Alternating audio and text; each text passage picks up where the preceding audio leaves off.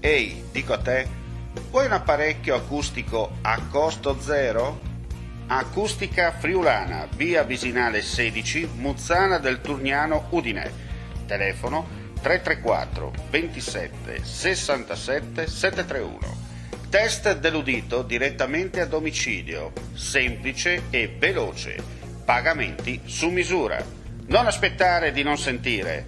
Campagna di prevenzione dei problemi uditivi. Acustica Friulana. Test dell'udito direttamente a domicilio, semplice e veloce. Un'occasione da non perdere.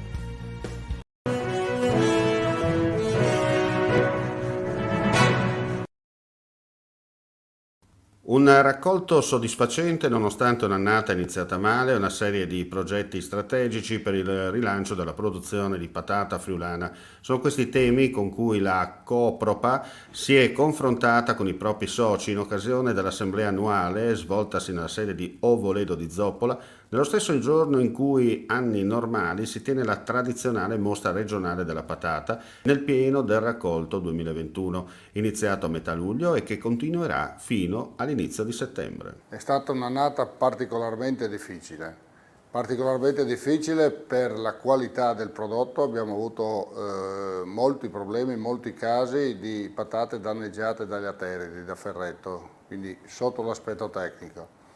Apparentemente sembrava un'annata di alta produzione, che così è stata, però purtroppo la qualità ci è venuta a mancare. Da questo si è aggiunto un andamento di mercato pesantissimo non solo per noi ma per tutta Italia, insomma, no? E quindi questo più questo ci ha impegnato notevolmente per quanto riguarda la commercializzazione. Possiamo dire per contro che in qualche modo ci siamo riusciti a svuotare i magazzini e questo qua con le patate è un gran passo in avanti, perché altre produzioni in agricoltura, le granelle oppure il vino, se non si riesce magari a vendere, si vende qualche mese dopo, può andare. La patata non è un prodotto che dura negli anni, riusciamo a farla durare nel tempo, ma a maggio bisogna averle finite e ci siamo riusciti. Adesso stiamo vedendo di organizzare e di sviluppare il bilancio e adesso vedremo, dobbiamo ancora vedere il risultato finale, però in un'annata particolarmente negativa possiamo ritenersi soddisfatti che siamo riusciti a svuotare i magazzini. Durante il periodo pandemico avete risentito della situazione? Per quanto riguarda il Covid, diciamo nelle persone dobbiamo ringraziare il cielo che il nostro personale non ha avuto problemi gravi di questo tipo.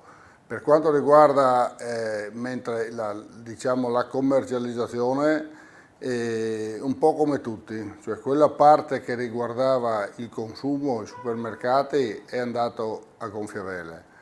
Quella parte che riguardava la ristorazione, e questo in particolar modo la quarta gamma, e la nostra clientela, il target della nostra clientela è la ristorazione, grande e piccola che essa sia, lì abbiamo avuto un crollo da una settimana all'altra del 90% e quindi lì abbiamo dovuto lavorare per riprendersi e vedere alta clientela smuovere e in giro di un mese o due ci siamo riportati al livello.